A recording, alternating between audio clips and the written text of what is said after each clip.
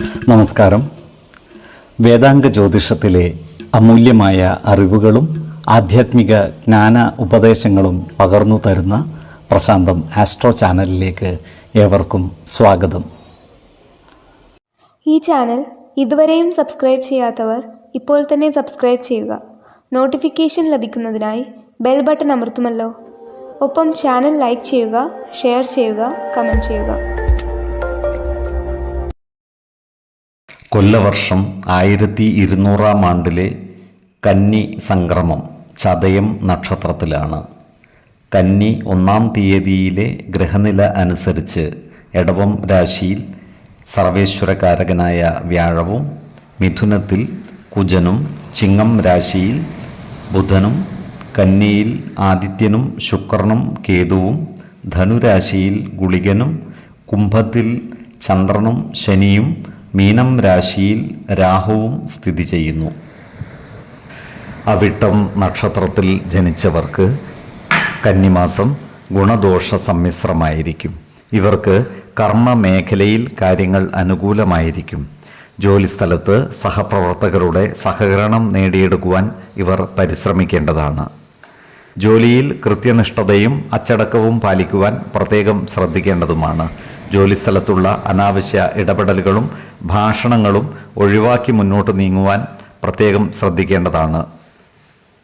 അതുപോലെ ഇവരുടെ പ്രമോഷൻ തുടങ്ങിയ കാര്യങ്ങൾക്ക് കാലതാമസം നേരിടുവാനുള്ള സാധ്യതകളും കാണുന്നുണ്ട്.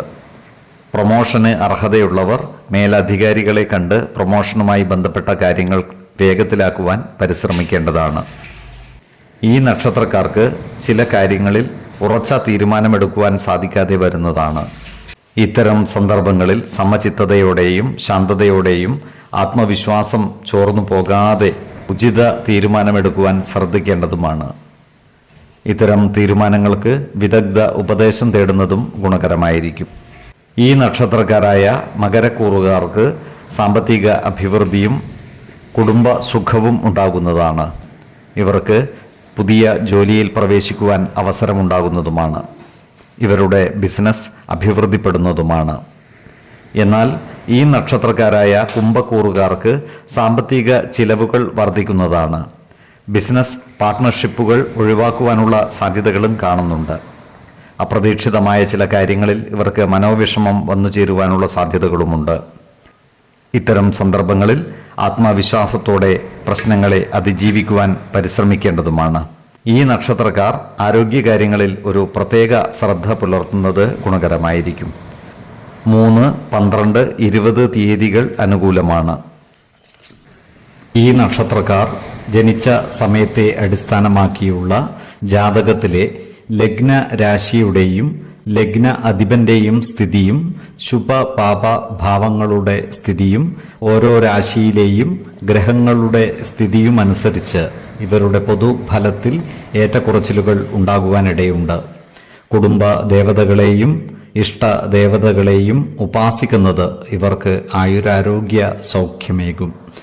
ഇഷ്ടദേവതാ മന്ത്രം 108 തവണ ദിനംതോറും ലിഖിത ജപം ചെയ്തു വരുന്നത് ഇവർക്ക് സർവ ഐശ്വര്യങ്ങളുമേകും. നല്ല വ്യക്തി സാധനകളോടെയും ഉപാസനകളോടെയും മുന്നേറിയാൽ സർവേശ്വരാനുഗ്രഹത്താൽ ഇവരുടെ സർവകാര്യങ്ങളും മംഗളകരമാകും.